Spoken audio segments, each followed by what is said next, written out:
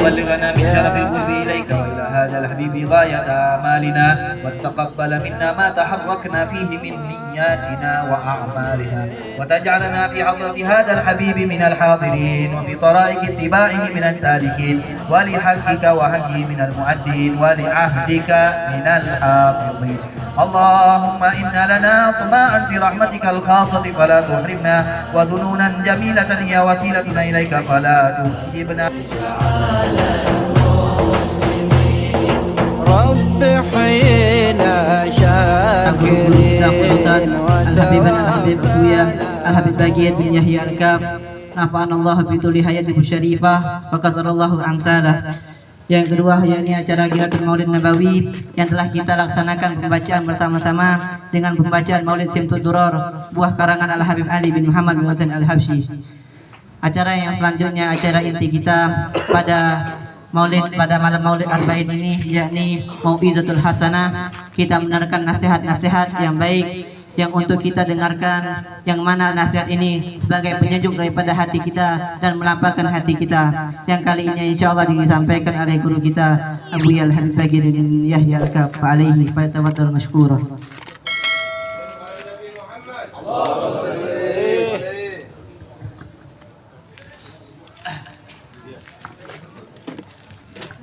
Assalamualaikum warahmatullahi wabarakatuh. Waalaikumsalam warahmatullahi wabarakatuh. Alhamdulillah alladzi idza arada bi'abdihi khairan faqqahahum fid din wa alzamahum tariqal muhtadin wa waffaqahum liqtifa'i atharis salihin.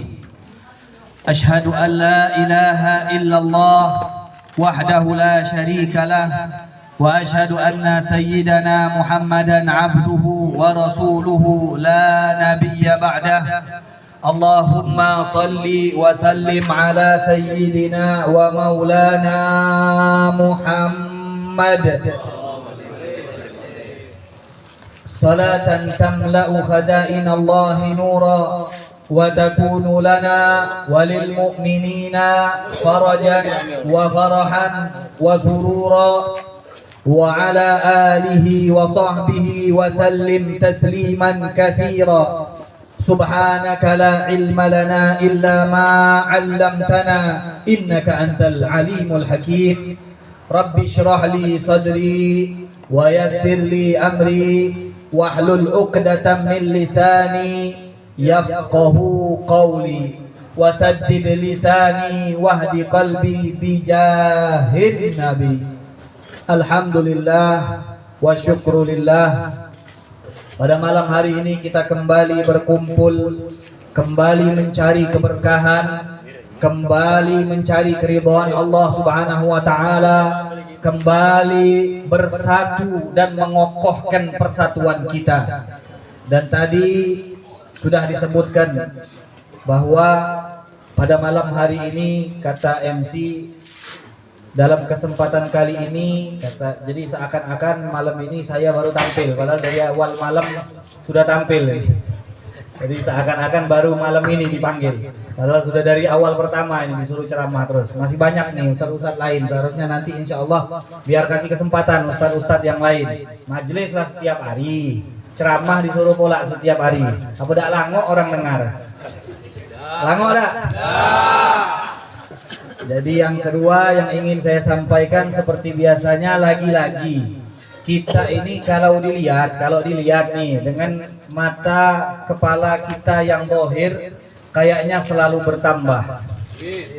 Nah, tapi kalau kemarin Ustadz Misdi ini menyatakan bahwa bertambahnya itu dengan jumlah. Nah, kalau saya belum sampai ilmunya ke situ. Kalau beliau nyebutkan 2000, kalau saya hanya mengatakan bertambah. Bisa jadi bertambah kurang, bisa jadi bertambah ramai. Nah, jadi kalau saya hanya bilang bertambah.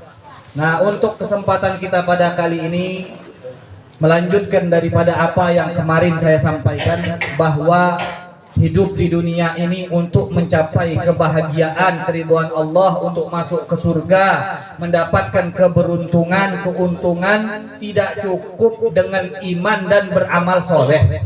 Di dalam surat Wal Asri yang kemarin sudah kita jelaskan, Ada yang namanya iman, ada yang namanya amal soleh, dan ada yang namanya saling menasehati di dalam kebenaran. Yaitu kata para ulama, kebenaran yang dimaksud di sini adalah menjalankan perintah Allah dan menjauhi larangan Allah Subhanahu wa taala. Dan kemudian yang keempat, kata Allah Subhanahu wa taala, kalau engkau mau beruntung di dunia dan di akhirat dan tidak tergolong sebagai orang-orang yang merugi, maka saling nasihat menasehati di dalam kesabaran. Nah, untuk kali ini kita masih membahas hal-hal yang ternyata ada sesuatu yang lain yang dapat membuat kita mendapat jaminan surga. Ya, kalau kemarin kita tahu bahwa kita bisa beruntung dengan menjalankan 4 perkara. Nah, dalam tema kita pada hari ini, insya Allah kita akan mengupas sebuah hadis yang diriwayatkan dari baginda Rasulullah Sallallahu Alaihi Wasallam bahwa beliau bersabda, qala Rasulullah Sallallahu Alaihi Wasallam, idmanu li sittan min anfusikum adman lakumul jannah. Kata baginda Rasulullah Sallallahu Alaihi Wasallam, kalian lakukan dengan istiqomah 6 perkara, niscaya aku akan jamin kepada kalian masuk surga. Siap melakukan 6 perkara? Dijamin oleh Rasulullah masuk surga. Dijamin oleh Rasulullah masuk surga. Nah, ini sebelum kita lanjutkan, memang agak capek nih berdiri di tengah-tengah nih, macam kipas angin jadi ke kanan ke kiri nih. Soal memang tidak ada apa-apa. Karena kalau di dekat pintu sini kan kata tidak baik berdiri di depan pintu, kata gede-gede. Nah, jadi biar di sini, jadi bisa melihat wajah-wajah tampan yang di dalam dan juga bisa memandang wajah-wajah indah yang ada di luar. Kita lanjutkan hadis baginda Rasulullah Sallallahu Alaihi Wasallam mengatakan, jamin kepadaku, lakukan istiqomah 6 perkara, niscaya aku jamin surga. Yang pertama, kata baginda Rasulullah Sallallahu Alaihi Wasallam, usduku idza haddatstum. Jujurlah jika engkau berkata. Ini kalau kita bicara jujur, macam kita nih membicarakan sesuatu yang sudah biasa kita lakukan. Macam padahal tiap hari berbula, tiap hari penuh dengan kebohongan. Berapa banyak kita ini kadang bercanda bohong, ngomong benar pun bohong. Nah, ini sudah jadi kebiasaan, dan sehingga hal tersebut sebenarnya kata baginda Rasulullah SAW tidak pantas ada pada seorang mukmin. Di mana dalam satu hadis baginda Rasulullah SAW pernah ditanya, ya Rasulullah, ayakunul mu'minu jabanan? Apakah orang mukmin, orang yang beriman itu mungkin dia pengecut? Kata Nabi, naam, iya. Bisa jadi orang yang beriman itu pengecut, takut, diajak jihad di hatinya ragu-ragu, takut akan kematian, takut kepada musuh. Jadi Nabi tidak menafikan, tidak ada kontradiksi antara iman dan pengecut atau takut. Kemudian dilanjutkan lagi oleh sahabat tadi, dia bertanya, ya Rasulullah, ayakunul mu'minu sariqon? Dia bilang, ya Rasulullah, orang mukmin mungkin nggak maling? Kata Nabi, qad yakunu dzalik. Bisa saja itu terjadi, orang mukmin maling. Dan kita menemukan banyak kisah nyata, berita-berita yang sampai kepada kita, orang muslim maling. Di pasar dia maling buah, dia maling kue, dia maling barang-barang. Yang lebih parah lagi maling kotak amal masjid. Macam tidak ada gawe, benar, tentulah parah benar. Maling ini, kalau yang maling kotak amal masjid, kira-kira ada orang Cina maling kotak amal masjid? Nah, pasti yang kita todong pertama kali siapa? Orang yang tahu seluk-beluk masjid. Siapa tuh? Nah, kita tidak berani nyebut nama. Tapi yang jelas orang Islam, artinya bisa saja kata Nabi orang muslim maling. Kemudian ditanyakan lagi, ayakunul mu'minu zanian? Mungkin nggak ya Rasulullah orang mukmin itu berzina? Kata Nabi, qad yakunu dzalik. Bisa saja terjadi kata Nabi. Orang muslim, orang ngaku iman tapi dia berzina, naudzubillah min dzalik. Dan faktanya memang ada, bahkan di zaman Rasulullah sallallahu alaihi wasallam ada beberapa kasus yang sampai kepada kita riwayatnya ada beberapa orang yang berzina dan kemudian dihukum. Terlepas setelah itu mereka diampuni dosanya oleh Allah. Tapi ini konteksnya orang mukmin bisa nggak maling? Mungkin nggak dia mencuri? Mungkin nggak dia berzina? Kata Nabi, bisa saja. Tapi pada saat ditanyakan ayatul mu'minu kadzaban, ya Rasulullah, mungkin nggak orang mukmin suka bohong? Nah, kalau ini enggak kata Nabi. Kalau orang mukmin bohong itu enggak. Jadi bagaimana orang mukmin berbohong? Di sini kata ulama, kenapa kok orang mukmin tidak mungkin bohong? Karena kalau dia bohong, jangan-jangan syahadatnya juga bohong. Jangan-jangan pada saat dia mengucapkan asyhadu alla ilaha illallah wa anna muhammadar rasulullah itu juga bohong. Makanya di antara ciri-ciri dan tanda-tanda orang munafik adalah apabila mereka berkata, mereka berbicara banyak bohongnya. Ini ciri-ciri orang munafik. Kita orang majelis maulid sudah dengar, jangan bohong. Walaupun kita bercanda, walaupun kita sedang dalam keadaan tertawa dengan teman-teman kita, jangan dibiasakan berbohong. Latih diri kita dan latih anak-anak kita untuk berkata jujur dan berperilaku jujur. Ini yang pertama yang disampaikan oleh Rasulullah Sallallahu Alaihi Wasallam. Kemudian yang kedua, kata baginda Rasulullah Sallallahu Alaihi Wasallam, wa ida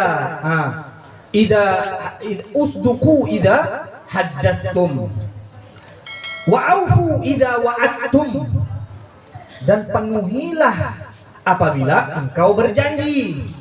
Nah, di sini orang mukmin kalau dikatakan ada orang yang beriman, dia seharusnya tidak berani berjanji kecuali dia bisa memenuhi janjinya tersebut. Karena sebenarnya permasalahan ini balik ke permasalahan yang awal. Kalau ada orang bohong di dalam janjinya, tidak menepati janjinya, berarti sama saja dia sudah dia bohong. Makanya ini sebenarnya ada hubungan, tapi gambarannya agak sedikit berbeda. Ini janji, oh kelak lah, kalau tanahku laku kelak. Ada yang bercakap-cakap model macam ini. Kalau tanahku laku kelak beb, ada lah beb, kelak beb jatah untuk pondok. Nah, kita tidak sebut orang, kita tidak sebut orang. Nanti kalau mobilku laku beb, insya Allah lah beb, pagar niku semua lah. Atau nanti kalau misalkan hartaku, padahal dia ada duit, dok sana nunggu macam tu, dia itulah ada duit, tapi dia lebih memilih berjanji dulu. Padahal niat-niat baik ini tidak memberikan faidah sedikit pun kalau pada akhirnya tidak kau penuhi. Justru itu menjadi suatu kebohongan yang mendatangkan dosa. Jadi kalau ada niat-niat baik, orang mukmin seharusnya seperti apa? Simpen saja baik-baik di dalam hatimu. Nanti kalau punya duit kau datang kau beri, dosa payah-payah. Jadi kalau cuman umbar-umbar janji, kata Rasulullah SAW, lebih baik jangan. Kalau engkau sudah berjanji, maka serumit dan sesulit apapun keadaanmu, penuhi janjimu. Ini orang beriman. Percuma kalau dia sholat, percuma dia zakat, percuma kalau dia puasa. Ketika dia mengumbar janji, dia tidak penuhi janjinya. Arti percuma di sini artinya dia bukan berarti tidak berguna sholatnya, tidak berguna puasanya, tidak berguna apa? Tidak berguna zakatnya, bukan. Tapi sholat, zakat, puasa kalau dibarengi dengan apa? Ingkar janji, dengan bohong, maka itu semua akan dihapus dosanya, dihapus pahalanya oleh Allah Subhanahu wa taala. Karena yang namanya dosa ini kadang-kadang menghapus satu pahala. Nah, jadi kadang-kadang ada hambatan-hambatan gara-gara dosa. Doa saja kadang-kadang gara-gara kita bermaksiat, doa yang tadinya Allah berjanji ud'uni astajib lakum, berdoa kalian kepadaku niscaya aku akan mengijabahnya, tapi kadang-kadang gara-gara dosa tidak diijabah doa tersebut. Nah, jadi kita harus hati-hati. Nah, mengenai memenuhi janji ini, orang-orang kadang-kadang tidak tahu bagaimana Rasulullah SAW hidup. Karena aufan nasi bil ahdi wa bil wa'di. Kita baca tadi di dalam sejarah singkat beliau di dalam Maulid Simtud Duror. Karena Rasulullah SAW ahsanan nasi khuluqan wa khalqa. Nabi itu paling baik bentuk fisiknya, paling sempurna tubuhnya, dan paling baik dan sempurna akhlaknya. Kalau beliau sudah mengatakan pasti beliau akan jujur, dan kalau beliau sudah berjanji pasti akan dipenuhi. Memang benar, Nabi pernah berjanji. Kalau didatangi ada orang-orang dan kebetulan Nabi lagi tidak punya, Nabi katakan, kau ambil di pasar dengan namaku, dan nanti insya Allah kalau aku sudah punya uang akan aku lunasi. Nabi pernah berjanji, tapi Nabi melunasi. Nabi jadikan janji tersebut seperti hutang wajib bagi Rasulullah Sallallahu Alaihi Wasallam. Makanya jangan main-main dengan janji. Kalau ada niat baik, simpan saja, kuburkan saja di rumahmu bersamamu. Nanti kalau sudah punya uang, baru datang kau lakukan niat-niat baikmu tersebut. Rasulullah Shallallahu Alaihi Wasallam pada saat meninggal dunia, apa yang dilakukan oleh Sayyiduna Abu Bakar Siddiq radhiyallahu taala anhu? Karena beliau sangat perhatian dengan janji-janji yang pernah disampaikan oleh Rasulullah. Beliau mengatakan, barang siapa yang selama hidup Nabi pernah dijanjikan oleh Rasulullah Shallallahu Alaihi Wasallam dan Nabi keburu wafat sebelum memenuhi janji-janjinya, silahkan datang kepadaku, kata Sayyidina Abu Bakar. Aku akan penuhi janji-janji Nabi Muhammad Shallallahu Alaihi Wasallam, karena beliau sangat perhatian dengan janji. Dia tidak mau kekasihnya Rasulullah Shallallahu Alaihi Wasallam wafat dalam meninggalkan janji. Namun tidak kita dapatkan di dalam riwayat Nabi berjanji dan belum sempat memenuhinya sampai ajal menjemput Nabi Muhammad Shallallahu Alaihi Wasallam. Tidak ada satu janji pun yang belum dipenuhi oleh baginda Rasulullah Shallallahu Alaihi Wasallam. Masih ada 4 lagi. Kita sambung besok ya. Inilah 9:30 soalnya. Macam mana? Kita sambung 4. Sambung lanjut. Yang ketiga. Wa idza tumintum wa addu idza tumintum. Kalau kalian dapat amanat, maka tunaikan, laksanakan amanat tersebut. Kalau tak sanggup memenuhi amanat ini dari awal ditolak. Jangan kelaklah diamanatkan sama orang mobil, dia bilang insya Allah bisa ku jaga. Dia janji untuk jaga, tidak tahu apa dibantai, disiwa kena travel Pengkal Pinang ke Mentok, Pengkal Pinang Mentok. Orang yang nitip ini pergi haji, pikir dia oh insya Allah tiap hari cuma dipanaskan sama dia, habis itu ditinggal, dipanaskan, ditinggal, dipecil Pengkal Pinang Mentok tiap hari. Izin nggak nih? Nggak izin. Dan duit yang dia dapatkan halal nggak? Tidak halal. Jangan coba-coba main sama amanat orang. Ini amanat yang dititipkan oleh orang, apapun bentuknya, baik itu harta atau benda, maka wajib kau tunaikan. Kalau kau bilang sanggup, maka wajib kau tunaikan. Tapi kalau kau tidak sanggup, maka lebih baik dari awal kau katakan aku tidak sanggup, berikan kepada orang lain. Nah, baginda Rasulullah SAW sosok teladan di dalam menerima amanat. Orang-orang kafir itu tidak senang dengan Rasulullah, tidak iman dengan Rasulullah. Tapi sampai Nabi sebelum hijrah didapati amanat-amanat orang-orang kota Mekah itu masih banyak di rumahnya Rasulullah SAW. Walaupun mereka mengingkari Rasulullah SAW sebagai seorang nabi, tapi mereka di dalam hati percaya sepenuhnya dengan Nabi Muhammad SAW. walaupun mereka mengingkari. Bayangkan, musuh percaya dengan baginda Rasulullah sallallahu alaihi wasallam. Begitu tinggi akhlak yang diajarkan Nabi Muhammad sallallahu alaihi wasallam. Dan amanat ini tidak hanya bentuknya barang dan uang. Ada kalanya amanat itu bentuknya rahasia, ucapan, kalimat yang seharusnya tidak kau sebarkan, tapi kau sebarkan. Nah, ini juga termasuk mengumbar dan tidak amanat di dalam mengemban amanat yang sudah diberikan kepada orang lain yang bentuknya adalah kalimat-kalimat rahasia. Misalkan ada orang berkata kepada kita, ini saya minta tolong, jangan kau kasih tahu ke orang lain, saya minta tolong diberikan uang sekian karena sekarang saya lagi butuh. Nah, dia minta tolong nih. Jangan dibuka sama orang. Dia minta tolong, jangan dibuka sama orang. Habis itu dia lari ke warung kopi, kata ada orang nih tadi, dia nih, ciri-ciri nih, kita tidak usah sebut nama, ciri-ciri aja, rumah di samping nih, di depan masjid nih, dia bilang, kita jangan nyebut nama.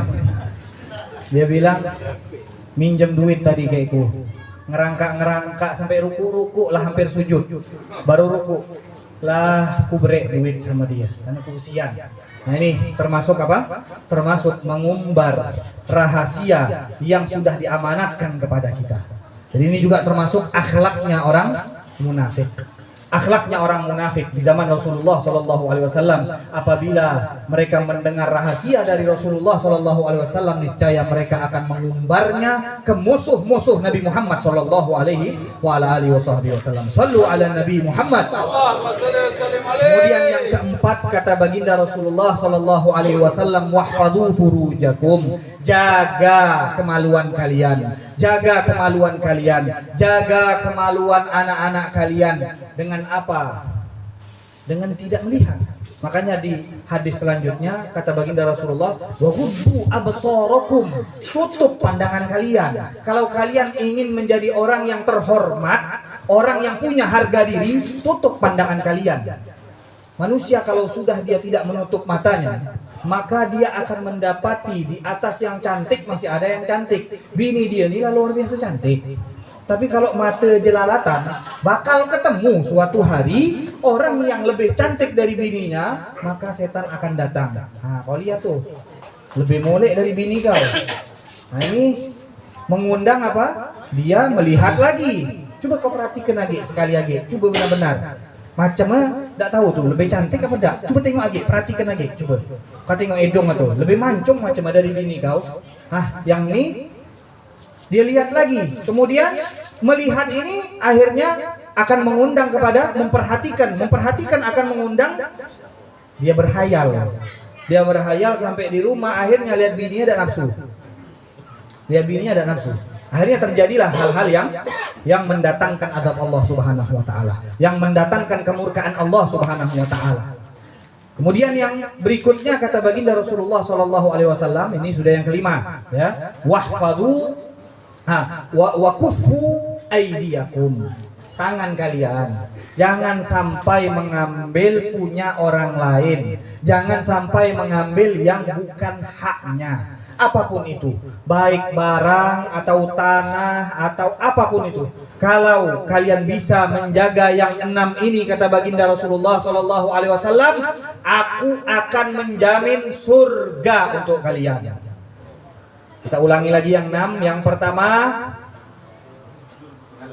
berkata jujur. Yang kedua, jangan ingkar janji. Yang ketiga, sampaikan amanat. Yang keempat, jaga kemaluan. Yang kelima, jaga mata. Yang keenam, ini kalau lupa dapat masuk surga nih, jangan lupa nih. Yang keenam, jangan mengambil hak orang lain. Tanganmu dijaga supaya tidak mengambil hak orang lain. Nah, ini kalau kita bahas masalah masuk ke dalam surga, kata Ustadz ini kemarin bilang lain. Wal asri lah cukup masuk surga. Hari ini lah nambah pula 6 ekor. Macam mana kita nih sebenarnya? Nanti bakal ada lagi nih tambahan nih. Jadi kita yang ikut maulid ini makin banyak PR kita sebenarnya.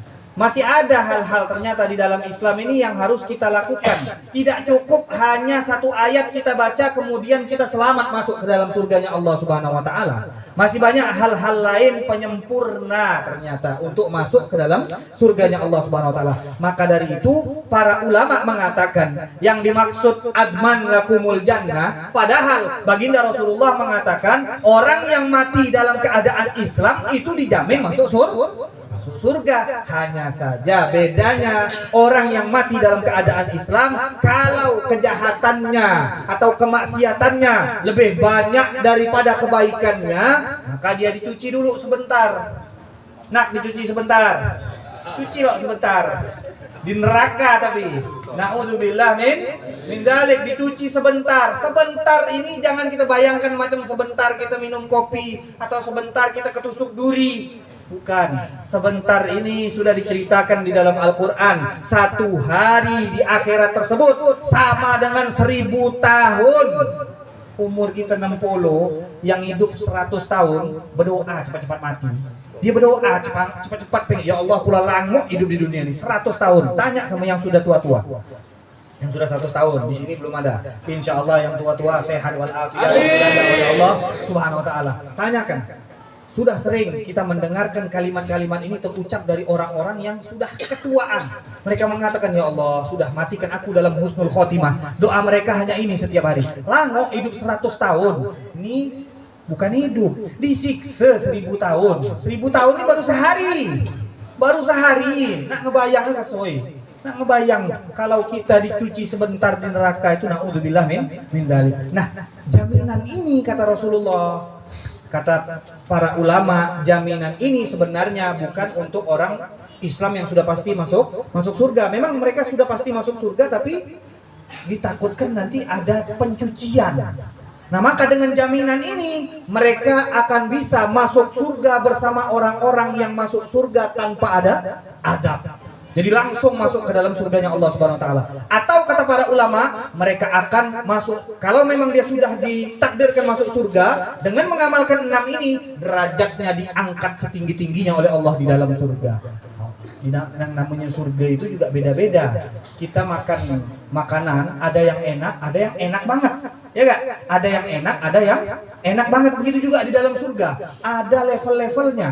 Nah, untuk itu orang yang melakukan 6 ini, kalau dia ditakdirkan dicuci dulu, maka dia insya Allah akan bisa masuk langsung bersama orang-orang yang tidak diadab oleh Allah Subhanahu wa taala. Dan kalau dia sudah ditakdirkan masuk ke dalam surga, insya Allah dia akan ditinggikan derajatnya dan bisa berkumpul bersama Rasulullah sallallahu alaihi wa ala alihi wasallam. Mudah-mudahan dengan apa yang kita dengarkan pada malam hari ini, kita dapat mengamalkannya, kita dapat menghafalkannya, kita dapat menyebarkannya, dan kemudian kita amalkan sehingga menjadi ilmu yang bermanfaat bagi kita dan bagi orang-orang yang ada di sekitar kita. Amin ya rabbal alamin. Wa sallallahu ala sayyidina wa maulana Muhammadin wa ala alihi wa sahbihi wasallam. Walhamdulillahi rabbil alamin. Wassalamu alaikum warahmatullahi wabarakatuh. Waalaikumsalam warahmatullahi wabarakatuh.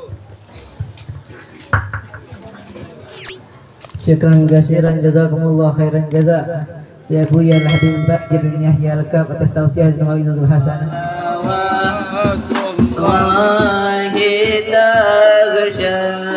أشرف الرسل عطاء